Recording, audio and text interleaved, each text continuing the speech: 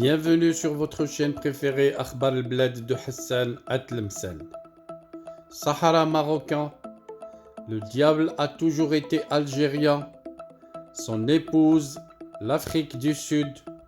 et le Polisario leur enfant illégal. La guerre du Maroc contre les diables prend une autre dimension. Avant d'entrer dans le vif du sujet, je vous rappelle de ne pas oublier de vous abonner à votre chaîne Akhbar al-Blad de Hassan Atlemcen. Et si vous êtes déjà abonné, n'oubliez surtout pas de cliquer sur la cloche pour être sûr de recevoir à chaque fois qu'il y a du nouveau sur la chaîne le bip qui vous avise et qui vous invite à y aller pour être toujours les premiers à écouter les nouvelles informations sur votre chaîne, aussi bien le jour que la nuit, et pour être les premiers à regarder la nouvelle vidéo dès sa publication sur la chaîne. Bonsoir. En accueillant officiellement le chef des séparatistes et en manipulant une manifestation contre le Maroc, l'Afrique du Sud renoue avec les manœuvres dictées par l'axe du mal reliant Alger à Pretoria. La réaction du Maroc devrait être à la hauteur de l'hostilité de l'action, c'est ce que souligne un média marocain. L'axe du mal liant l'Algérie à l'Afrique du Sud reflète substantiellement les projets séparatistes, la fabrication de l'anarchie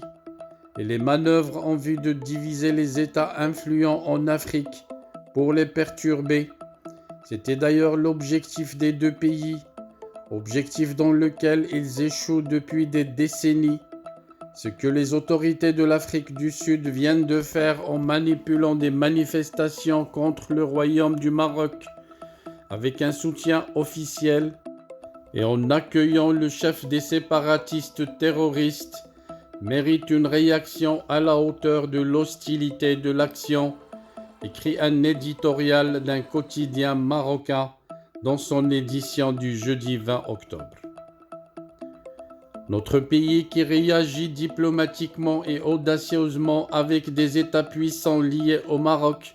par des intérêts stratégiques comme l'Allemagne, la Suède, l'Espagne et la France, ne devrait pas rester tolérant à l'égard d'un pays ingrat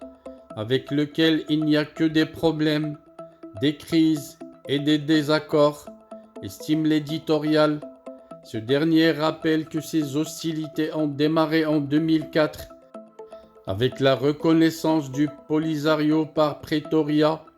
Depuis lors,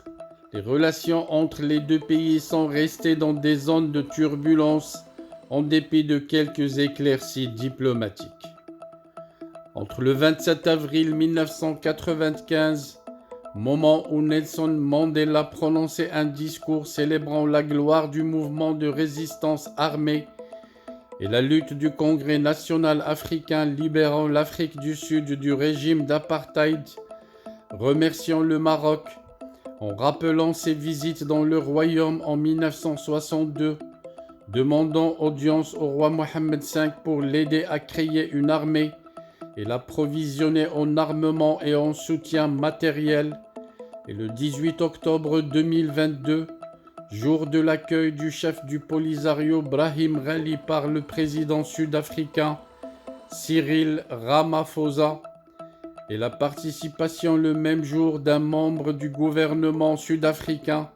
à une manifestation organisée par des séparatistes devant le siège de l'ambassade du Maroc en Afrique du Sud, les relations entre Rabat et Pretoria étaient ponctuées des hauts et des bas, rappelle encore l'éditorialiste du quotidien marocain. Et d'ajouter que les rôles joués par le Maroc et les services rendus au mouvement libérateur de l'Afrique du Sud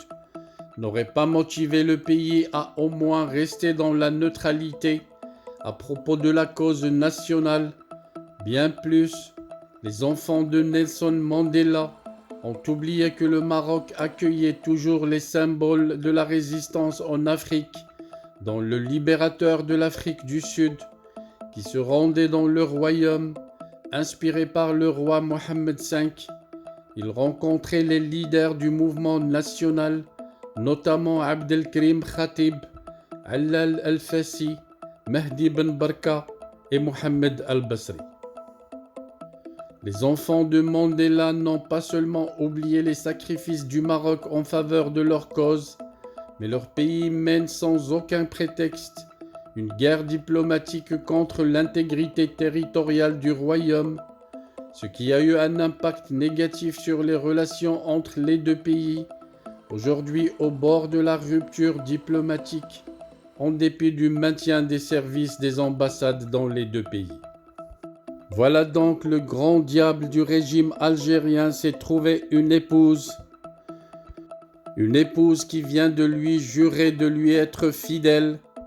Mais le régime algérien doit savoir que l'Afrique du Sud est déjà tachetée de trahison, la trahison du Maroc, qui a toujours soutenu la cause sud-africaine pour la libération du régime de l'apartheid. Nelson Mandela lui-même avait témoigné ce qu'a donné le Maroc à l'Afrique du Sud.